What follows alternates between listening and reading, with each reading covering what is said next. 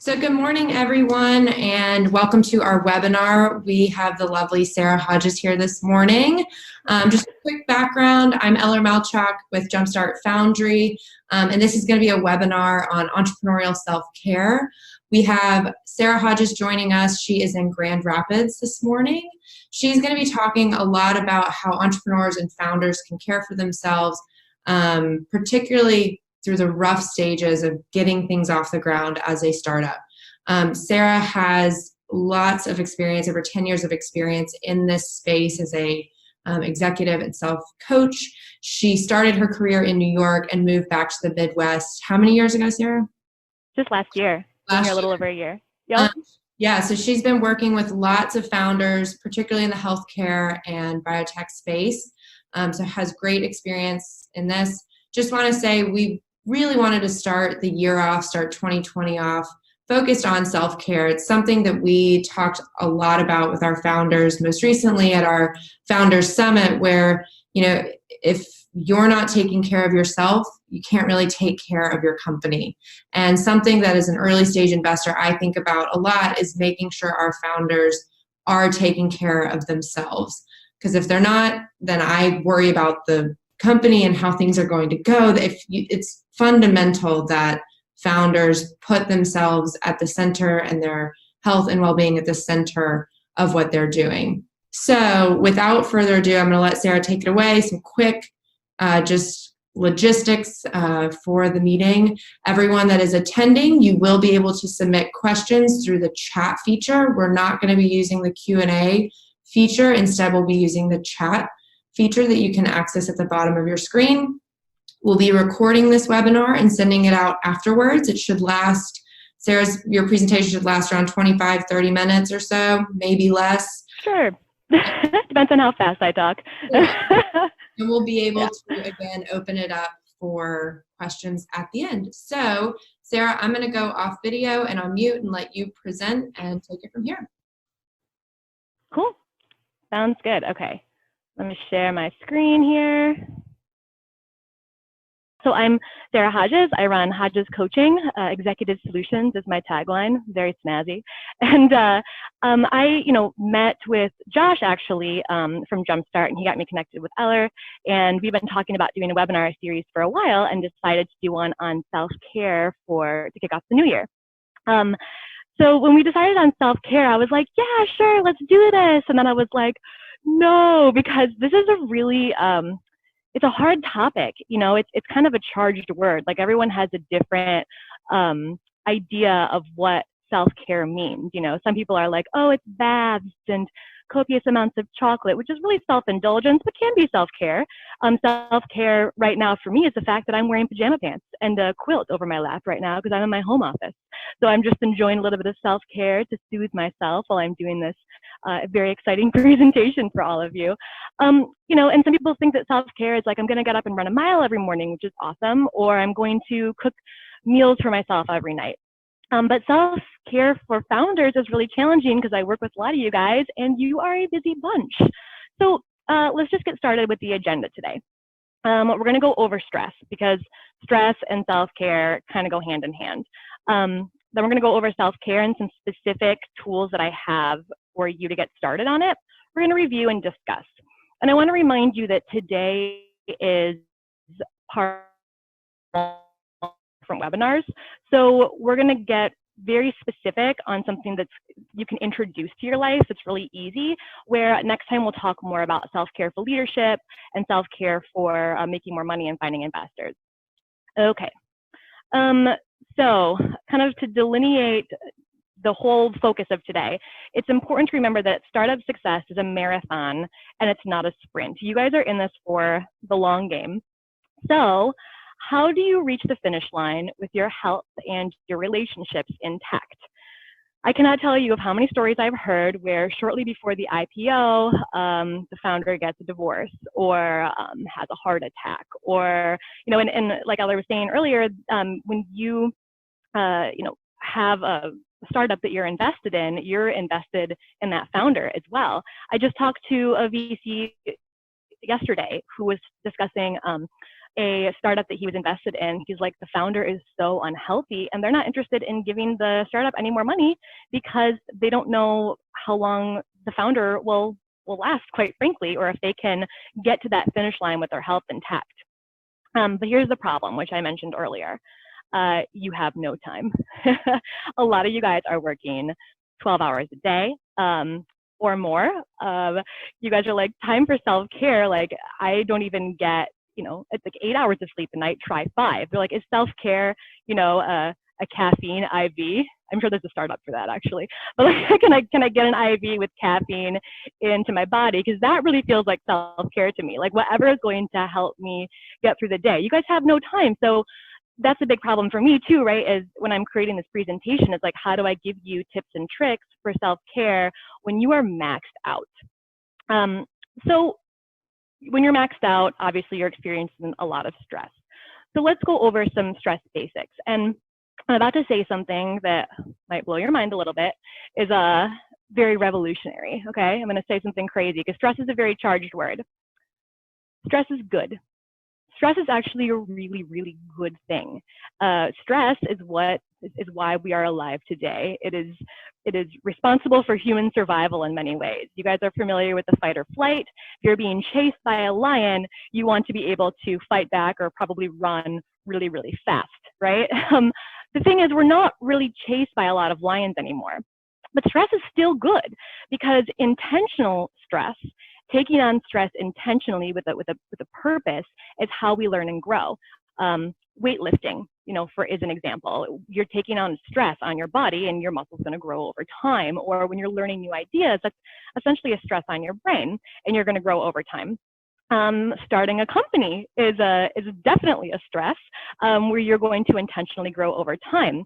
So stress is actually a really, really beneficial, awesome thing. And you're not going to be able to start a company or take that company to being sold or an IPO without a tremendous amount of stress. Here's a self-gratifying slide for you. This is my most recent stress. This is Grace.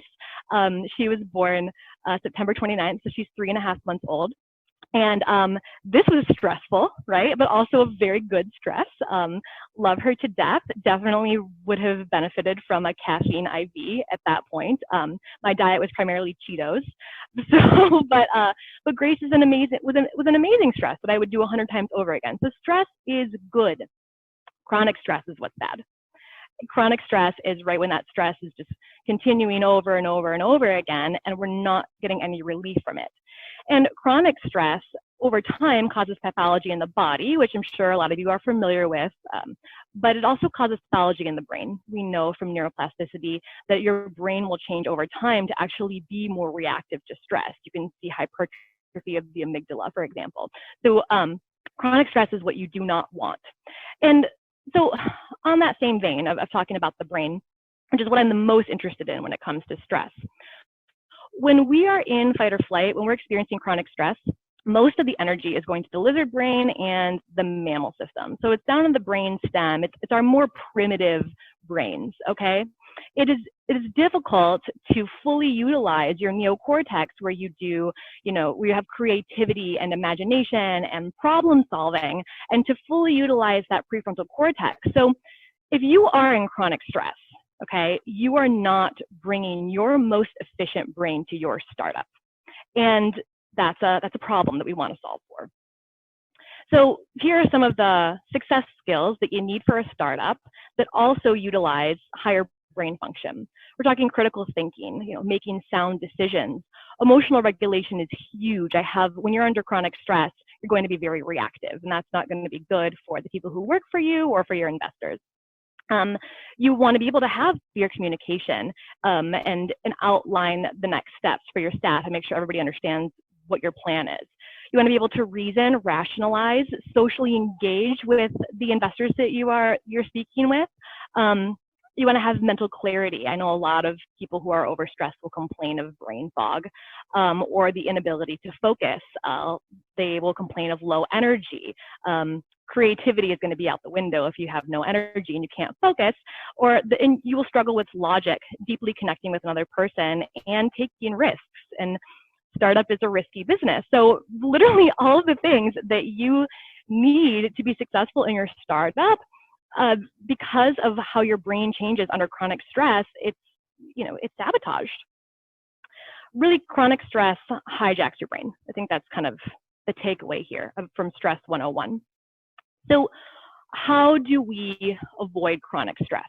Recovery. Recovery is absolutely essential. So after each stress trigger, your body and brain need to recover to avoid the negative chronic stress. So if the lion is chasing you and you are fast enough to get away from him, you need some time to breathe. If you are weightlifting and you're doing an arm day, you don't want to do an arm day typically 2 days in a row, right? You take a break from arm day, you need to recover. And that's how your body gets back to homeostasis. It feels safe again, and you have all that energy available for higher brain function to have an awesome startup. So that means that self-care is essential. If you want to use your best brain, self-care is absolutely necessary for recovery. But you still have a problem, right? You still have no time. So you know that you need it, you know that you have to recover, but when are you going to do it? Like, it's 3 in the morning when you're already not sleeping. It's a really big challenge. So let's talk about Self-Care 101 and some ways in which you can integrate self-care in a way you maybe haven't thought of before. And it starts with your self-talk. Changing your self-talk takes virtually no extra time, but it can really soothe that stress response. And I'm going to teach you now some very specific strategies to make that happen. So let's talk about the self-talk that you probably have going on in your head right now if you are a normal human being walking around on this planet. Have you met your inner a-hole? By the way, usually I don't censor this, but this is being recorded, so I thought I should. But your inner a-hole, I'm sure you're familiar with your inner a-hole. Every single one of you has an inner a-hole walking around within you who is planting seeds of self-doubt and making you feel like an imposter and telling you that you're not worth it and magnifying negative situations. Way back a long time ago, before I became an executive coach, I was actually a professional opera singer, believe it or not. And the inner a-hole was strong as a professional opera singer because you're out on stage putting yourself out there. And so you're singing an aria and your inner a-hole is like, oh, that note sucks. And you keep singing it and you're like, oh, you're never going to be a star, or whatever it might be saying. It's making you feel like you shouldn't be out on stage. And if your inner a-hole is constantly talking to you and telling you all this stuff, you're not going to be able to focus on the job at hand, whether that is singing or a presentation, at an investor conference, right? You're not going to be able to fully utilize that higher brain function because you're in this fight or flight, oh my God, the whole time when your inner a-hole shows up. So some tips for dealing with your inner a-hole. First of all, you want to get to know it, okay? And this means turning up your awareness about your self-talk throughout the day, every day.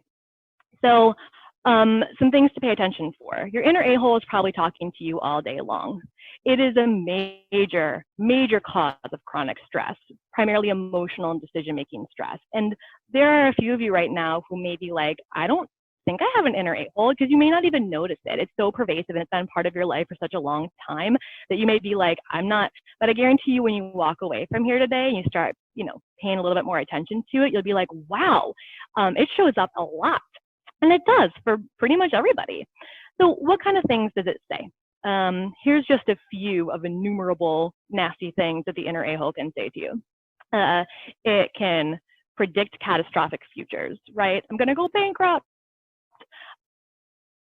If something small that happens, the inner a-hole will turn into something very, very big. Kind of the whole turning a molehill into a mountain. Am I saying that right? Anyway, it plants a lot of self-doubt. It pretends to read minds. So the inner a-hole often perceives a situation and tells a story about the situation, right? And what that person was thinking, and then it magnifies it and predicts something catastrophic. One of the most common things that the inner asshole does is it blames, shames, and guilts you. So it makes you feel like you are inadequate, unworthy, have less value all the time. You're too fat, too this, too whatever. And something that I see most commonly with startup founders is the heavens reward fallacy. It's the, if I, just do everything I can, if I just like kill myself right now, and by that I mean like you just focus completely on the startup and you don't sleep and you don't eat and you just work, that eventually it'll all pay off and I'll have millions or billions of dollars and then I can relax on a beach somewhere. But again, if it finally all pays off and you have millions and billions of dollars, but you have no relationships and then you die 3 weeks later of a heart attack, that's not going to get you very far. The heavens reward fallacy is not really valid. All right, so the next thing you want to do once you start getting to know your inner a-hole and pay attention to it and turn up that awareness is to notice patterns. Like, when does the inner a-hole show up? It might be on your way to the office, before investor meetings, while reviewing financials, before meeting with lawyers, while sitting on the toilet, because that happens, in the shower. At 3:50 a.m., you wake up with a cortisol surge and you're like, oh my God, my company's gonna go under. When mom calls, I have quite a few clients where the inner a-hole turns up when mom calls. When your phone rings, sometimes for me it's when I'm about to go get the mail. I'm like certain that I'm gonna get something from the IRS. Why? I have no idea. My inner a-hole just tells me that. It's nonsensical. So it can happen at any time. Okay, so the third step, once you become aware, once you notice patterns, once you notice triggers, which by the way will give you a lot of information about yourself, about what specifically stresses you out, then you want to start to talk back. You want to be able to have a conversation with that inner a-hole and replace that voice, which, okay, this is kind of cheesy, but I love it, with your inner cheerleader. Okay, this is real stuff, and I'm going to go over the science with you in a second. Okay, because your inner cheerleader, when you follow a very specific pattern, actually neutralizes the stress response. So it allows you to recover, and really it's the voice of self-compassion, and it helps you return to higher brain function. So let's talk a little bit about self-compassion, kind of scientifically, what it really is.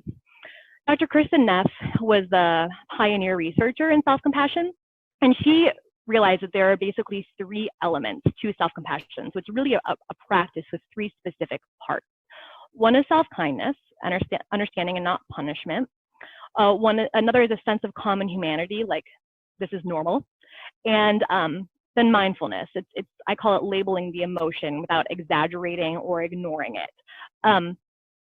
So what we've found is that through studies and measuring like things like salivary cortisol, is that self-compassion neutralizes the stress response.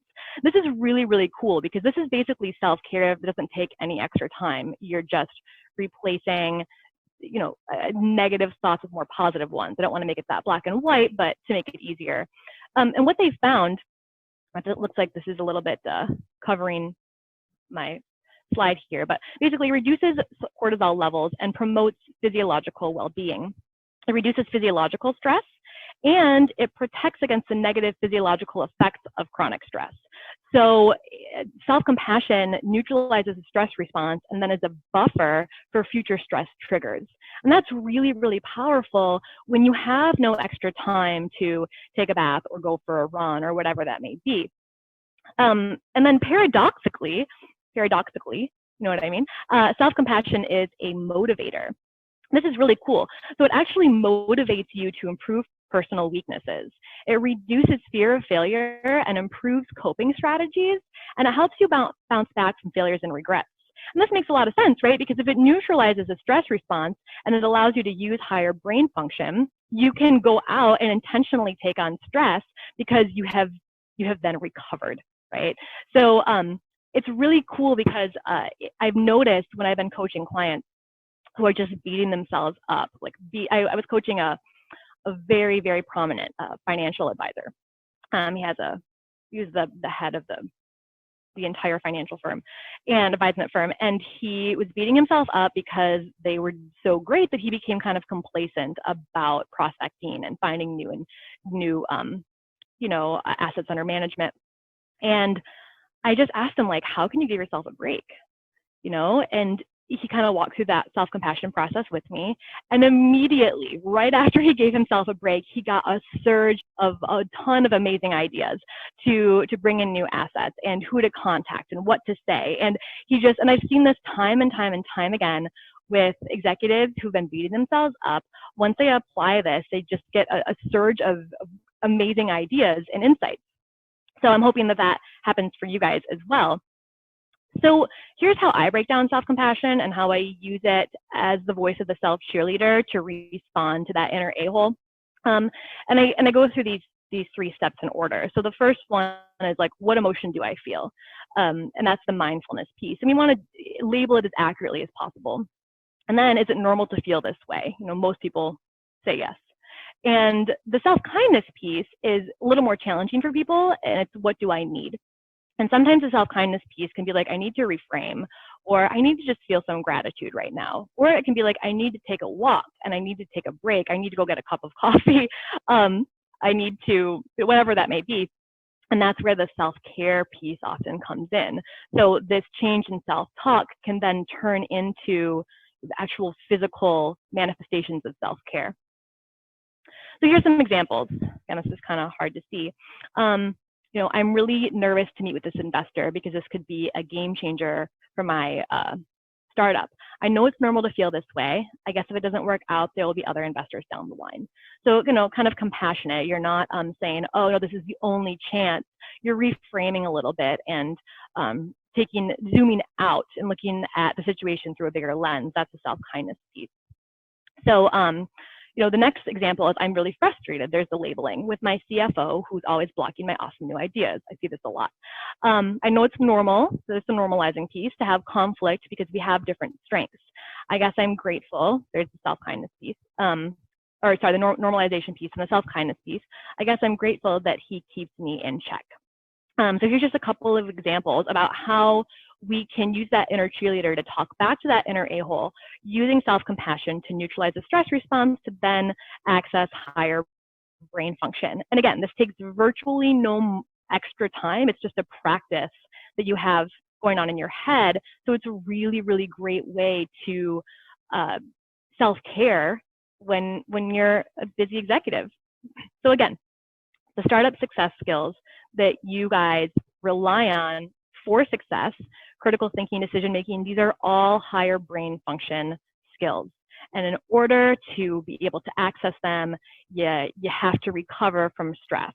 And if you don't have any time to recover from stress, you can at least change your self-talk, replace that inner a-hole with a voice of self-compassion in those 3 very specific ways, and neutralize the stress response and access higher brain function. So let's review, and I'm going to basically say all of that again. What did we learn? Startup success is a marathon, not a sprint. How can you reach the finish line with your health and relationships intact, which is very important to your investors? You got a problem, right? You have no time. You need that IV of caffeine. And stress is good, revolutionary. It keeps you alive and it helps you grow or have a startup that succeeds. Chronic stress is bad. It hijacks your brain. Recovery is essential to avoid chronic stress. So after each stress trigger, your body and brain need to recover to avoid negative chronic stress. That means that self-care is essential. If you want to use your best brain, self-care is necessary for recovery. There's no way around that. And self-care starts with self-talk. So if you replace your inner a-hole with your inner cheerleader, that can be an easy way to practice self-care when you have no extra time. And self-compassion is legit. I think a lot of people think it's like wooey, but self-compassion is actually shown to neutralize the stress response so you can use your best brain. Okay, so let's discuss and see what kind of questions you guys have. I'm gonna exit out of this, stop my share. Perfect. So thank you, Sarah, for that great presentation. And I'm going to open it up to some questions. Again, anyone participating can type questions into the chat function. So send them our way and I can field some. I have one, Sarah, just to kind of kick off the Q&A session here is a lot of what you mentioned around self-care and self-talk and compassion for yourself being incredibly important. A lot of founders, though, can get so wrapped up in their self, their own mind, their brain. So what is your recommendation in kind of translating this from self to sharing that self with others and relying on others, mentors, peers, to kind of help you through some of those really stressful and kind of toxic moments? Yeah, I mean, listen, I'm a coach, right? So like, you know, hiring a coach is a really great way to get started with that. And I'm not saying you have to hire me. You can if you feel connected. But you know, hiring a coach is a really smart way to get started on that, because you're setting time aside to have someone who can call you out on it when that inner a-hole's really getting loud. And also walk you through those steps of self-compassion, or whatever that particular coach's methodology is, to help you reframe and de-stress and use that, get access to that higher brain function again. And if a coach, let's say, isn't in your budget or isn't one of your interests, using a mentor. I have another, a president of another financial firm who his wife used to work in HR, and he needs that time with her every day. And he goes home and just has like 30 minutes where he talks to her, and that is his recharge time. And she knows his particular, she knows the voice of his inner a-hole just as well as he does. And she can help kind of walk him through, zooming out, reframing, having more gratitude, normalizing it, stuff like that. So, kind of what you mentioned, having a mentor, even your wife, a coach to help walk you through it. But I think also demonstrating it within your organization. So if you hear of another, let's say another member of your C-suite or even a staff member being really, really hard on themselves, even helping walk them through it, we can often learn by teaching. And if it becomes a really pronounced part of your culture, it can actually help everybody elevate to a higher brain function. And when you are, in that environment, it will make it easier for you too. Awesome. I don't have any questions coming through right now, so I can keep asking maybe one or two more questions until someone submits, or we can always do follow-up questions once we send this recording out. But just another question, something that was discussed again back at the Jumpstart Founders Summit is kind of how to manage your time between, family. Sarah, you're a great example where you just, 3 months ago have a newborn. I see a lot of our founders that kind of go through that too. They're early in their marriages or relationships, start families while also starting a company. How do you, or what would you recommend to particularly young families, or a founder that is, part of a younger family, to manage their time, manage those priorities, particularly when, again, in the early stages, a lot of these early investors are relying on the founders or hounding the founders. Kind of what are some tactics that you can suggest to the people in that position? That's a huge challenge, right? You have a young family, you have children who want your undivided attention, and then you have your company who wants your undivided attention, and then you still need to self-care. That want your undivided attention as well. Exactly. And so I think that the best answer, the best advice I could give in a situation like that is that no matter what you're doing, to be present. And by that I mean, increase your awareness of how you are in that moment. Because a lot of times you're spending time with your children, but you're also, on your emailing or you're texting. I get on my husband about that all the time. He's a VC, he's a venture capitalist, and he'll be like, "Oh, just a second." And I'm like, no. Like, that 5 minutes for our child of like undivided attention and focus will mean so much more to her than an hour where you are texting. And the same thing goes with your company, like being really, really present. But here's the thing too that I think is really important. I coached a woman who was running her own company, and she was working about 12-hour days. And after about a month, we didn't talk at all about time blocking. We didn't talk about anything except for literally what I just taught you guys in this last half hour. And by simply changing that inner voice, She went from working 12-hour days to working about 7 to 8-hour days.